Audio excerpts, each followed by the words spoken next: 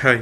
നമ്മൾ പലരും സിനിമ കാണുമ്പോൾ അതിനകത്ത് ഡോക്ടേഴ്സ് പേഷ്യൻസിനോട് അല്ലെങ്കിൽ റിലേറ്റീവ്സിനോട് പറയാറുണ്ട്, ഒരല്പം നേരം മുമ്പ് എത്തിച്ചിരുന്നെങ്കിൽ പേഷ്യൻറ്റിനെ രക്ഷിക്കായിരുന്നു. ആ നേരം എന്താണ്? ഏതിനൊക്കെയാണ് ഇമ്പോർട്ടൻസ്?